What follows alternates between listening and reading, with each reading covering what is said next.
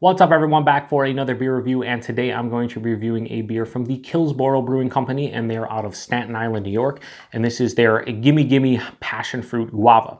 So they are calling this an dessert sour that they are brewing with lactose, vanilla beans, passion fruit, and guava. Comes in at 6.2% alcohol by volume, no IBUs listed, and at the time of review, this beer is just over a month old. So I don't know a whole lot about Kills Boro. I've heard of them starting in late 2018, and when I was in Rochester, New York, about a month ago, I stopped at the One Stop Brew Shop, and they take the occasional trip downstate and pick up a bunch of beers from like the Hudson Valley and from New York City. And they brought some beers back from Kills Boro, and I ended up picking up 3 of their offerings. I drank the first one from them, which was a sour IPA with blueberry and lavender at a recent bottle share, and it was pretty good. Maybe not to like the Hudson Valley Brewery level, but it was pretty solid. And I also have another one from them that I'm going to be reviewing in the future called their Birthday Munchies, which is an Imperial birthday cake stout. It sounds pretty delicious. But I picked up this one because, well, dessert sours aren't technically a style. One of my favorite dessert sour series is the Pop series from Grimm Artisanal Ales, and that's very similar to this one. They take a base Berliner Weiss, they brew it with lactose and vanilla, and then they usually add some kind of fruit, or sometimes a hop, or sometimes both, and it's just a delicious, refreshing, very tasty beer. And when I saw this one, I was like, wow, that's kind of in the same vein of the Grimm beers, and I want to give it a go. So on the side here, they mention, it says, Kills Boro is a 10-barrel brew pub just blocks from the Staten Island Ferry. Our mindset is simple: experiment and brew small. We specialize in delicate IPAs, approachable sours, and decadent stouts. So yeah, not much more about it. So let's crack this open, get it into a can. I think I paid like $4.55 for this can. Of course, when someone goes downstate and brings stuff back, you're going to probably pay a premium. These are probably somewhere between $16 to $20 a 4-pack. So I probably only paid like 50, 75 cents more a can. Wow, that's pouring out crazy.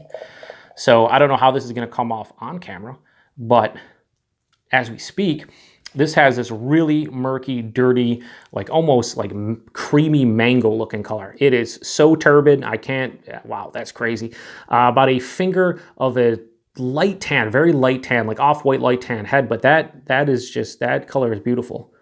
Yeah, it's like a really dark mango, I would say, or like a cantaloupe. Looks great though. Let's get a nose on it. Yeah, so the first thing I can say is I don't get a lot of vanilla on this one. You think with the vanilla and the lactose you get a lot, but right on the nose I'm getting more of like guava than anything. Yeah, tons of guava, some passion fruit behind it. It smells like it's going to have a nice acidic vibe to the beer as well. As it's opening up, a little bit of the vanilla is coming to the forefront. Yeah, it smells like a really compose myself. A very well-made, just fruited sour. Yeah, that guava is huge. Like this is almost like if you had a guava sorbet, kind of like the taste, but in aroma. I know, weird, but that's kind of what I'm getting from it. Yeah, maybe even slight like lemon, lime, citrus characters too underneath everything. Yeah, a little bit of a like a burnt plastic thing going on too, like a burnt rubber. I've mentioned it before, but yeah, just very slight undertones of that.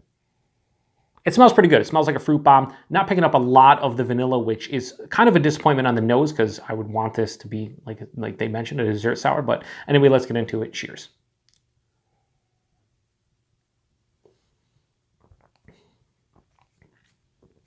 I don't know what I'm doing. All I know is this is delicious. Oh, and it's pretty much sour. Yeah, this is what I'm talking about. Right up front, it's funny that I didn't really pick it up on the nose, but right up front, that vanilla hits you. And there's a lot of it, which if I was doing this blind, I would have had no idea there was any vanilla based on the nose. Like I was really trying to pick it out and I couldn't, even though I knew it was in there. First, right up front, tons of vanilla. As it passes through the palate, passion fruit and guava come to the forefront. This is honestly like a passion fruit or guava sherbet. Now, do you say sherbet or you say sherbet? Because technically it's sherbet. I always used to say sherbet. And then when I got older, I realized there was no R at the end. So I don't know. I'm just going to say this tastes like passion fruit or guava sherbet. And that's what it tastes like in liquid form. 6.2%, no alcohol. The mouthfeel, because of that lactose and the vanilla, And maybe they're using like flaked oats in here or something, flaked wheat. Yeah, mouthfeel's like medium, maybe just under medium body. Mouthfeel though is very luscious and smooth, creamy. Has a nice delicate, almost delicate mouthfeel to it. It finishes somewhat acidic, slightly dry, but not bitter whatsoever. If you don't like bitter beers and you want to dip it, if you want to dip your toes into sours and not be overwhelmed by a super mouth puckering sourness and you want other characters, then a dessert sour is something with vanilla, with lactose in it, something going on opposed from just like a kettle sour or like a fruited sour in general. This would be like right in your wheelhouse if you wanted to get into them. This one does finish, I would say, sour. It's not like a high tartness, it's like a low sourness. The first sip kind of woke up my palate, and like the sides of my palate were just like, oof, Jesus, this is pretty sour. Now as my palate's getting acclimated to it a bit, it's not as sour as it once was, but it definitely has a decent tartness to sourness on the palate. That's delicious.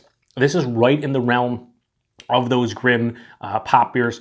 I think this is just, I was gonna say, I can't sit here and say it's better than those, but I will say it's even with a lot of the ones I've had in the pop series. This is a delicious beer. I love passion fruit. I really like guava. And I think what they put on the label is what you're getting in the glass. At least that's what I'm getting in the glass. So rating from Kills Boro Brewing Company, their Gimme Gimme Passion Fruit Guava, 4.5 out of 5. This is the delicious and absolutely delicious, just fantastic kettle sour with vanilla, lactose, passion fruit, guava. You can call it a dessert sour as they do. It doesn't exist, the style technically, but I see a lot more of these popping up here and there, so maybe it'll be official sour at some, or official style at some point. We'll see. I don't know. Regardless, this is delicious beer. If you've had anything from these guys, let me know. If you've had some dessert sours, let me know what's your favorite, and we'll get a back and forth going on. But anyway, appreciate you guys stopping by for another review. Until the next one, cheers.